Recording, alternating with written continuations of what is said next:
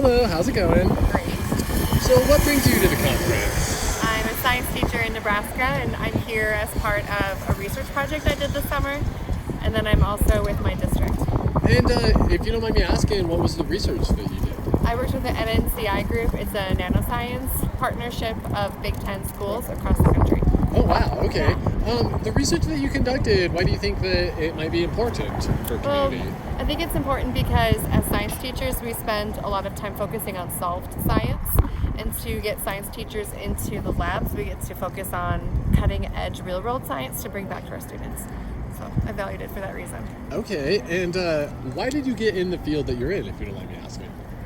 I fell in love with science as a kid, and so I wanted to study it when I went to college, and I really love people. So becoming a science teacher felt like a natural progression.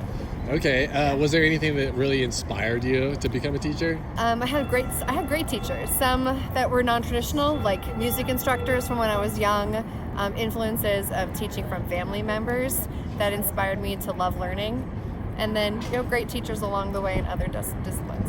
That's great.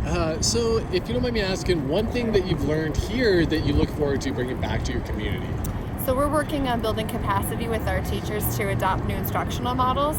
So I'm excited to bring back ideas on how to build capacity within systems and specifically in teachers to be able to do the change that's needed to meet the needs of our learners. Why do you think that's important, like to you personally, bringing it back? I think because when you come to conferences like these, you meet a lot of early adopters, people who are excited and maybe more risk tolerant. And so when I go back to my community, I need to have a toolbox to help others navigate that risk and navigate change. So I'm excited to bring back some new ideas. What's one thing that you've learned that you look forward to researching, more into when you go back? I'm really passionate about diversity, equity, and inclusion and what that looks like for our students and who isn't being served in our system. So I'm extremely passionate about that and look forward to learning more. Can you maybe touch on some of the key things that really are highlighted with that related? With diversity, equity, and inclusion? Yeah. So I think for us, diversity can look different based off of your district. For some, it might be socioeconomic status, and for others, it might be ethnic background or native language. And so what I really just want to ask is when we're making changes in our systems, it's how will this impact our populations? And then enter the populations of your kids and ask, who is this good for? And then how are we creating systems that are equitable for all?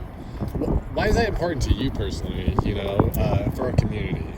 Because I feel like our community is made of everyone. And I want to make sure that all students have access, that whether they choose to or choose not to, I shouldn't make that decision for them. And the system definitely shouldn't make it for them either. What's one thing that you look forward to with science, going into the future? Sure. I'm hopeful that science can have a lot of answers for some of the wicked questions that we're dealing with, whether it's energy security or climate change mitigation.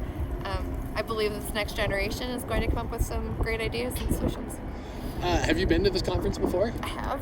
Okay, what's one maybe change from the first time that you came till now that you really notice? Well, I'm in a different place in my education and where I'm at in my willingness, so like zone of influence. So before, my only zone of control would have been my classroom, and now I'm in more of a leadership role, so I'm excited to be able to be at that table within my district and talking about changes. Being a role model for others, would you say then, is kind of like what you've shifted or changed into then? Okay. Why do you think that role models is really important, for the younger generations or just generation in general that want to learn? If we think that all areas should be equitable and accessible, then we have to create ways for kids to see themselves in it. And so I need to see girls. And if I want girls to be in science, then I need to be in science. So I think that that's for me as a leader, that I need to be willing to be brave and step up and be uncomfortable so that others can see themselves in those places too. Is that like one thing that really important to you personally, is like more women in science or maybe getting into it? Just because you mentioned it? Or? Right, yeah. Women in science is an important component. Just seeing seeing everyone at the table. Okay. Do you think that there might be that might be lacking right now, or? It is. Okay. It depends on which area. Sure. If you're talking nursing, then that's going to look different than it would if we were talking engineering. Okay. But when we come from STEM backgrounds, we're still looking at a picture that is not equal access to all, and it's a complicated conversation.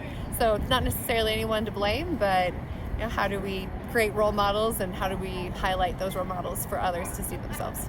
What do you think is maybe one really barrier preventing that from happening? I think it goes back to science identity, and then that identity formation, which comes back to me, the teacher, helping students build identity. Thank you so much for the time that you've taken. You're welcome.